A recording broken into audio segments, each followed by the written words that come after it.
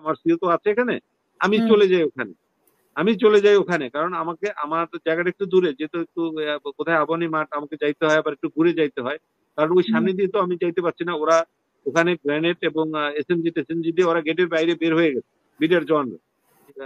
যখন আমি এটি পরের ফেজে বলবো আপনার কোশ্চেনিং এর পরে, মানে ওদের ফায়ারিং বা ওদের হত্যার যেসব বিভৎস চিত্রগুলো, এটা আমাদের দেশি কোনো জওয়ান করবে বলে আমার এরকম ইয়া হয় না। বড় কথা হলো, as a military commander, as a military officer, আমার কাছে খারাপ লেগেছে যে আমার সামনে এই জিনিসগুলো হচ্ছে, বাট আমাকে একরকম আপনি বলতে পারেন যে আমাকে আটকিয়ে রাখা হয়েছে।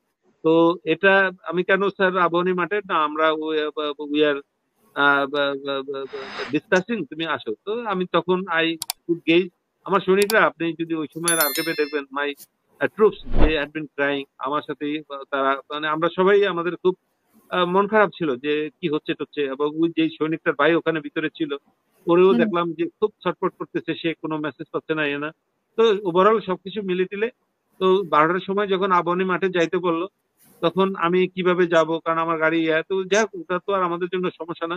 ওই গাড়ি আসতে বললাম, গাড়ি আমি ভিতর দিয়ে, ওই যে নিউ মার্কেটের যে কাঁচা বাজারের ভিতর দিয়ে যে রাস্তাটা আছে, ওইটা দিয়ে একেবারে গাউসিয়া ফ্লাইওভার যেটা আছে, ওই ওখানে গিয়ে আমি গাড়িতে উঠে আমি গিয়ে দেখি যে আমরা কমপ্লিটলি রেডি। এবং আই আস্কড দোজ কমান্ডার্স, মানে যারা সিও অধিনায়ক ছিল, ওরা most of them are very known to me. কেউ কেউ আমার কোর্সমেট ছিল, দুজনেই আমার দুইটা ইউনিটের, ভাইটাল দুইটা ইউনিটের কোর্সমেট ছিল। ইভেন ইঞ্জিনিয়ার ব্রিগেডের ও আমার কোর্সমেট ছিল। তো আমি হতবাক হয়ে গেলাম। তো ওরা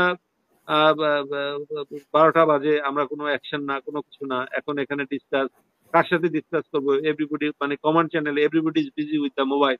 তারা মোবাইলে কার সাথে কি কথা বলছে, ওইদিকে ভিতরে এরকম হচ্ছে। আই ডো নট নো যে কে মানে ইয়ে দেওয়ার এই ধরনের মিউটিনি, এই ধরনের ভিতরে একটা অসন্তোষ, এটা আর্মি ইজ এনাফ। এবং আমাদের যে এলিমেন্ট ছিল, আমি যতটুকু জানি, কিন্তু এক পর্যায়ে আমি যেমন নিউ মার্কেট গেট, আবার জিগাতলায় 17 বেঙ্গল, তারা অলরেডি ওই যে আবাহনী মাঠে নিয়েছে। আবার ফোর বেঙ্গল আপনার পুরোটা ওই যে ওটাকে ট্যানারি বাজার, যেটা ট্যানারি বাজারের ওই গিয়ে, মানে চারিদিক কিন্তু সারাউন্ডেড করা হয়েছিল। এটা আমি ওখানে যখন গেলাম, তখন আমি শুনতে পেয়েছিলাম যে এগুলো, যেহেতু আমাকে ইন্ডিপেন্ডেন্টলি এটা দেওয়া হলো, আবার ফোর বেঙ্গলকে দেওয়া হলো জিগাতলার গেট, ওটি তো আপনার এতটাই বিল্ড আপ এরিয়া, ওই বিডিআর গেটের সাথেই বড় বড় বিল্ডিং, হাই রেঞ্জ বিল্ডিং, এটা ওইটা। তো যার জন্য এটা এগুলো ঘিরে ফেলতে খুব একটা বেশি সময় লাগেনি। বাট সময়টা লাগিয়েছেন একেবারেই, এটা এখন যদি বলি পরিকল্পিত ভাবেই। তার মানে 12টার সময় আমি ওখানে গিয়ে তাদের যে অবস্থা দেখতেছি, তাতে দেখলাম যে না, অ্যাকশন যাওয়ার কোনো তো দূরের কথা, মানে কোনো চিন্তা ভাবনা দূরের কথা। তারা কোথায় ব্যস্ত, মোবাইলে ব্যস্ত। তখন একটু ইয়েই হলো। আমি এক পর্যায়ে এরকম, যখন ফার্স্ট টাইম গেলাম, তখন আমি আবার বললাম যে আমি চলে আসলাম, আমার সিও তো আছে এখানে, আমি চলে যাই ওখানে। কারণ আমার জায়গাটা একটু দূরে, যেহেতু একটু কোথায় আবাহনী মাঠ আমাকে যাইতে হয়, আবার একটু ঘুরে যাইতে হয়, কারণ ওই সামনে দিয়ে তো আমি যাইতে পারছি না। ওরা ওখানে গ্রেনেড এবং এসএমজি টেসএমজি দিয়ে ওরা গেটের বাইরে বের হয়ে গেছে বিডিআর জওয়ানরা।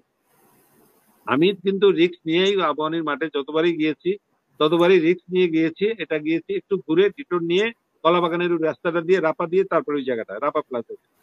তো যাই হোক, আমি দেখলাম যে আমার জন্য একটু বারবার আসাটা রিস্ক হয়। আমি সিওকে বললাম যে sir, once you are here, you communicate with me, যখন যেটা হয় আমাকে জানায়েন, বাট কেন অপারেশনাল অর্ডারটা দেওয়া হচ্ছে না? বলে যে you will get all the operational orders, other than you will not do anything. আমাকে বারবারই কিন্তু সে শাসাচ্ছে, একরকমের ধমকে দিচ্ছে আর কি। এটাকে আমরা মিলিটারি ভাষায় একরকম বলি যে মানে মানে তার আদেশ ছাড়া যেন আমরা কোনো কিছু না করি। তো আমি আমার লোকেশনে চলে গেলাম। তো এরকম একটা দুইটা এরকম বেজে গেল। 3টার সময় বললো কি যে সাভার থেকে আরো হেভি ট্যাঙ্ক টুং, এটা ওইটা, মানে এগুলো হলো অল আর বাহানা টাইপ কথাবার্তা। কারণ আমার কথা হচ্ছে যে আপনারা তো রেডি ছিলেন, আপনাদেরকে ঢুকতে দেওয়া হচ্ছে না, অথচ ভিতরে অপারেশন চলতেছে, আবার উনি বলতেছে বাইরে থেকে। ভিতরে অপারেশন না, ভিতরে একেবারে কিলিং চলছে, আমাদেরকে এবং আমাদের সাথে যারা ছিল, ওরাও কিন্তু এই যে 60 মিলিমিটার মোটর, 82 মিলিমিটার মোটর, এটি কিন্তু আমাদের বেঙ্গল ইউনিটে আছে অ্যাভেলেবেল, ওরাও নিয়ে আসে গাড়িতে করে। মুদ্রা কথা হলো 46 ব্রিগেডের ইভেন এপিসিও আছে, আসছে সবই আবাহনীর মাঠে সবই জড়ো করা। হুম ওটিতে দেখে ওরা আরো বেশি, ওই সময়ও আমি দেখছি রেড হোয়াইট ফ্ল্যাগ দিয়ে এই যে জাহাঙ্গীর কবির, নানক, মির্জা আজম, মানে এদের একটা বিশাল ভূমিকা। আই থট দ্যাট যে ওরা হয়তো এটাকে ঠান্ডা ঠান্ডা করার, নাহলে আমি কিন্তু ওখানে আমার নিউ মার্কেট গেটে আমি ওদের গুলি করতাম। হুম আমার হুম পারমিশন ছিল না, বাট আমি আই থট দ্যাট যে তারা একটা যেহেতু হোয়াইট ফ্ল্যাগ নেগোশিয়েট করার চেষ্টা করছে বা এরকম কোনো কিছু, বাট তারা সময়টা নিয়ে যে এই কিলিং গুলো নিধন গুলো করছে, এটা আমরা কিন্তু গ্রাউন্ড অফিসাররা আমরা বুঝতে পারিনি। আজকে 16 বছর পরে যদি আপনি জিজ্ঞেস করেন, তখন হুম আমার ভিতরটার ভিতরে এরকমই একটা প্রশ্ন জাগে যে আমাকে যদি পারফেক্টলি বলা হতো এবং আমাদের 46 ব্রিগেডের অন্যান্য ইউনিট গুলোকে যদি বলা হতো যে তোমরা মার্চ করো এবং ইউ গেট ইনসাইড দা ইয়ে, তো এর মধ্যে ভালো কথা আমি একটু ভুলে গেছি। আমি কিন্তু ওই যে যখন ওখানে এরকম সিচুয়েশন দেখলাম, তখন কিন্তু আমি আমার সিওকে একটা প্রপোজাল করেছিলাম, প্রপোজাল দিয়েছিলাম যে স্যার আমাদের তো আর্টিলারির গান আছে, ওই যে হুম তোপধ্বনিতে আমরা 31 বার তোপধ্বনি দেই, 17 বার তোপধ্বনি দেই, মানে as per the VIP category অনুযায়ী। এটা আপনি তো জানেনই যে তোপধ্বনিটা হলো blank ammunition, but it hmm gives huge sound effect. আর যদি না হয় তাহলে এটাকে আবার আমাদের আর্টিলারি গানের ডাইরেক্ট শুটও আছে, ওদের গেট বরাবর যদি আমরা 2-3টা ফায়ার করতে পারতাম, তাইলেও মনে করেন ওরা ভিতরে হলো 10,000 হুম আর আমরা হলাম, যাই আমরা থাকি না কেন ওটা বড় কথা না, কথা হচ্ছে যে ওরা সেনাবাহিনীর কাছে, ওরা না শুধু সারা বিশ্বে আমাদের একটু আলাদা সুনাম আছে, হিলট্রাক্সের লাইফ অ্যামুনিশন আমাদের শান্তিমেনের কাছে, যে সেনাবাহিনী if they get the target with proper authority, আমরা ওটাকে সমূলে নির্মূল না করে আসি না। এবং আমরা কিন্তু হুম 4টা ইউনিট চারদিকে ঘিরে ফেলেছিলাম, এবং হুম আমাদেরকে যদি অপারেশনাল অর্ডারটা দেয়া হতো, তাহলে হুম আমার মনে হয় যে আদৌ কোনো কিলিং হতো কিনা, I have all the doubt. Because hmm আমি ঢুকে যেতে পারতাম সবার আগে, আমি ঢুকে হুম যেতে পারতাম, তারপরে হাজারিবাগের 5 নম্বর গেট যেটা একেবারে দরবার হলের কাছে, ফোর বেঙ্গলের সিও এখন lieutenant general Mainur, is my coursemate. হুম আর 17 বেঙ্গলের যে টোয়াইসি, মানে 17 বেঙ্গলের, সে হচ্ছে মেজর জেনারেল মাহবুবুর রশিদ, এই আপনার লন্ডনে সে ডিএ ছিল 3.5-4 বছর, সে 55 ডিবের জিওসি ছিল, সে ডিজিডিবি তে ছিল। আমি জানি না কিভাবে কি, যাই হোক আমাদেরকে অপারেশনটা করতে দেওয়া হলো না। ওই অপারেশনটা যদি তখন করতে দেওয়া হলো, হয়তো আমাদের এই 57 অফিসার সহ এই 74 জন জওয়ান মারাই যেত না। এটা হলো হুম ম্যাম আমার পার্সোনাল, আমি কোনো আবেগ দিয়ে কথা opinion। বলছি না। আমি মানে আপনি আবেগ যা দিয়ে, দেখেছেন, আপনার যা মনে হয়েছে, কারণ আপনি যখন এখানে পৌঁছেছেন তখন সেরকম কোনো কিছুই কিলিং শুরু হয়নি এরকমই মনে হয়েছে, কিন্তু এরপরে আপনাদেরকে যত টাইম লস হচ্ছে ততই সুযোগটা করে দেওয়া হয়েছে ভিতরে। একেবারে এক্স্যাক্টলি যত ওই সুযোগ, এটা হলো মানে আমাদের কথায় আছে না যে the more you give time to the enemy, enemy hmm will be getting. আসলে এখানে এনিমি কি, এখানে এনিমি তো দে আর প্রিপেয়ার্ড, এবং হুম আমাদেরকে ট্যাগল দিয়ে রাখবে, আমাদেরকে কালক্ষেপণ করে রাখবে, ইট ইজ প্রি প্ল্যান। এটা হুম আজকে হুম আপনার এই 16 বছরের কথাটা এই কারণে বলছি, যদি এরকম কোনো নাটক কেউ মঞ্চস্থ করতে চায়, এরকম কোনো পুস্তিকা কেউ লিখে বা নাটকের স্ক্রিপ্ট কেউ লিখে রাখে, তাইলে তো you can't get the clearance from my higher echelon. যেমন আমার খুব কষ্ট লাগে নীলখাতে এই যে Faruk Khan, lieutenant hmm colonel Faruk Khan, সে তো একজন মিলিটারি অফিসার, সে হুম আমাদের ব্যাটালিয়ন কমান্ডার ছিল, এবং উনি অনার কোড এটা ওটা খুব মানে সাবস্টিকেটেড, অত্যন্ত লার্নেড একজন ব্যক্তি। সে এসে মেগাফোনে আমার বাহিনীর সাথে কথা বললো, না আমাকে বলতেছে নো এইসব ইয়ে করো না, তোমরা জানো না এইসব বিদ্রোহ টিদ্রোহ। সে কিন্তু তখন আওয়ামী লীগের একেবারে নতুন মন্ত্রী, তো উনি হুম বেসামরিক বিমান পরিবহন মন্ত্রী তখন।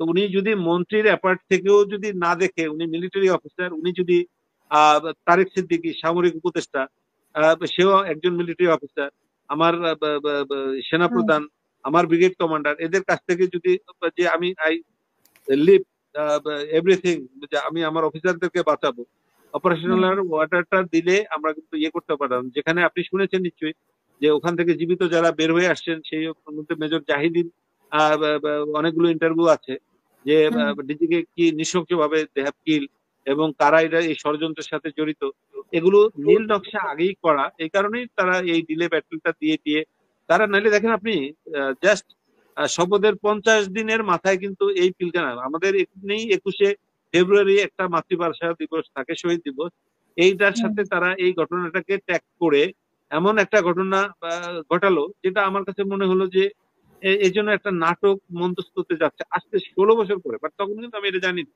বাট এত বড় হুম, সাহস যে বিডিআর জওয়ানদের যে থেকে থেকে কিল করা, এটা এখনো আমি বিশ্বাস করতে পারছি না। এখনো আমি আঁতকে উঠি তাদের হুম, মানে যখন আমি আমি এটি পরের ফেজে বলবো আপনার কোশ্চেনিং এর পরে, মানে ওদের ফায়ারিং বা ওদের হত্যার যেসব বিভৎস চিত্রগুলো, এটা আমাদের দেশি কোনো জওয়ান করবে বলে আমার এরকম ইয়া হয় না। মানে মানে এটা টোটালি কি বলবো, এটা আমাদের ফেলিউর, এবং এটা আপনি বলেন হুম। বরং বিডিআর বিদ্রোহ না, এটা রাষ্ট্রীয় রাষ্ট্রীয় কিলিং। পৃষ্ঠপোষকতা, রাষ্ট্রীয় কিলিং। এটা আপনি আমাকে হয়তো যদি ওই ধরনের লিডিং কোশ্চেন করেন, তাহলে I can give the picture.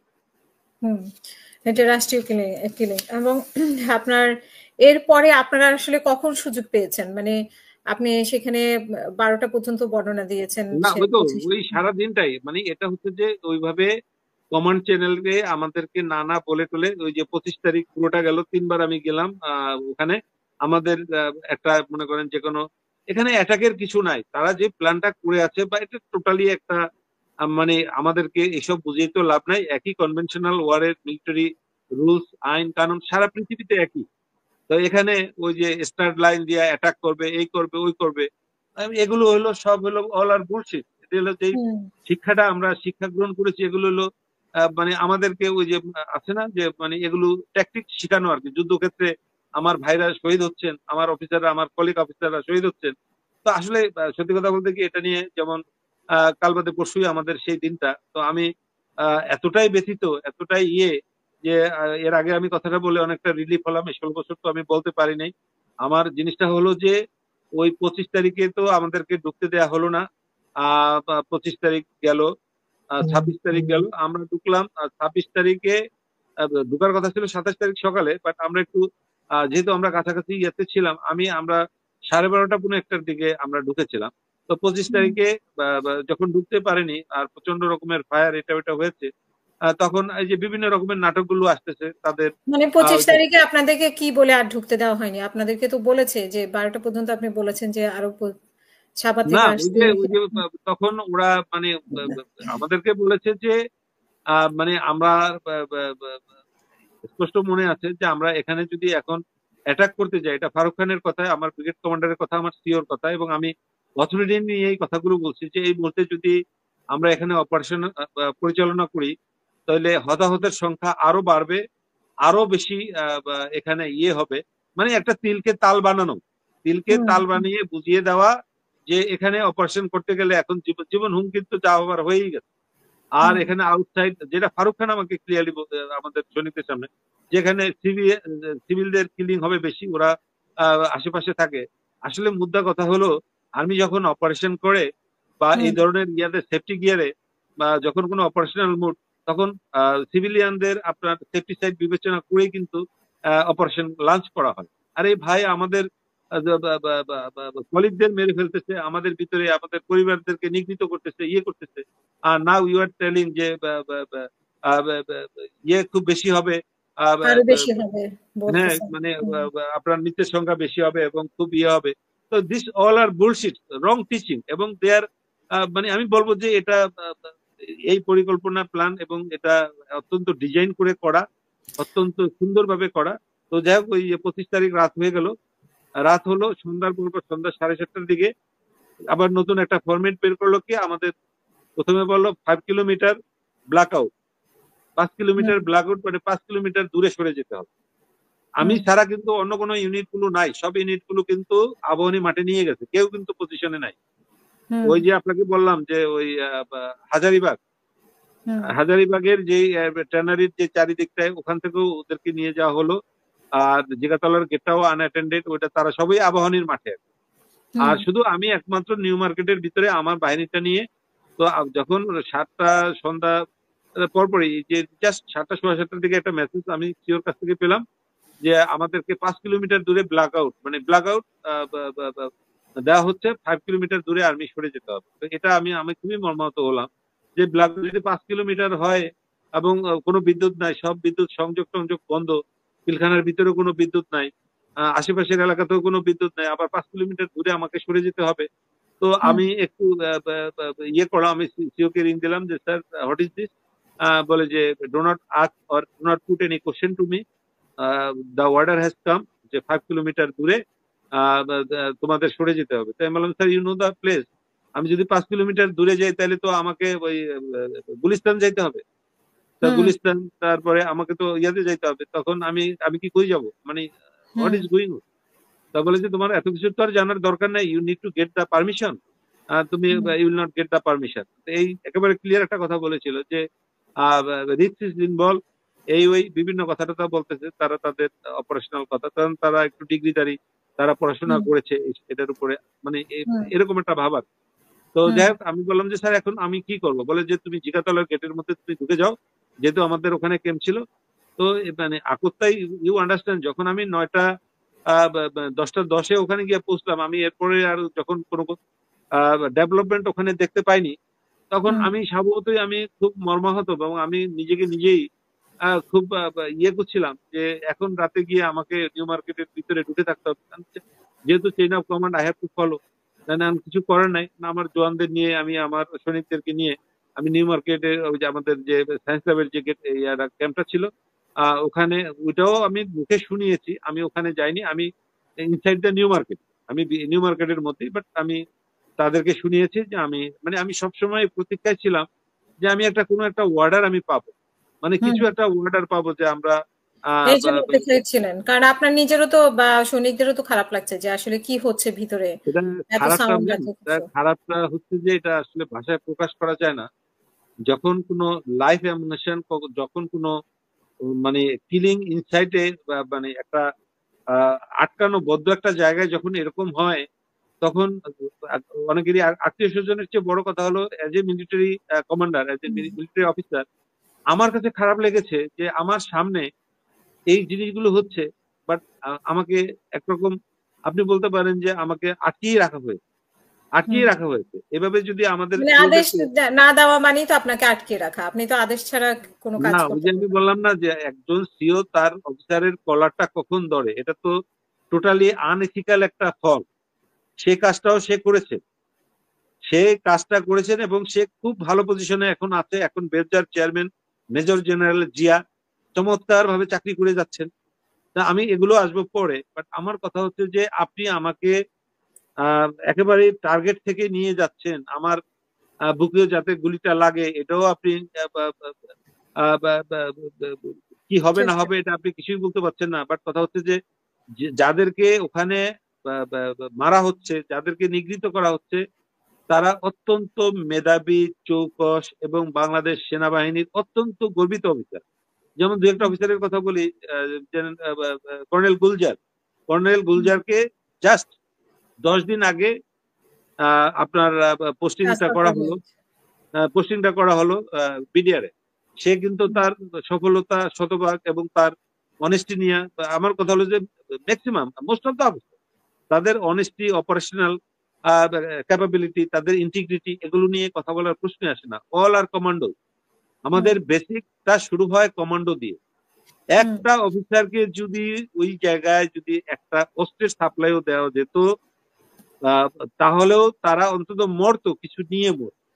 But হুম কথা হচ্ছে যে তারা ওই দরবারের সিরিমোনিয়াল ড্রেসটা এমনি একটু অড একটা ড্রেস, যে ড্রেসটা পরলে you cannot run, you cannot, মানে জিনিস, আর যেহেতু একেবারে মানে ফায়ারটা বিভিন্ন ভাবে বিভিন্ন দিকে হচ্ছে, যেখানে যখন যেভাবে পাচ্ছে, যেটা তো এইসব ইয়েতে মানে আর আবার অফিসারদের বাসা বাড়িতে লেডিদেরকে কিভাবে কি নিগৃহীত করেছে, বাচ্চাদেরকে নিগৃহীত করেছে। আপনি আজকেও একটা ইন্টারভিউতে আপনি শুনেছেন, আমাদের যে কর্নেল লুৎফর স্যারের মেয়ে, ওরা তখন 13-14 বছরের, ওরা এখন 30-এ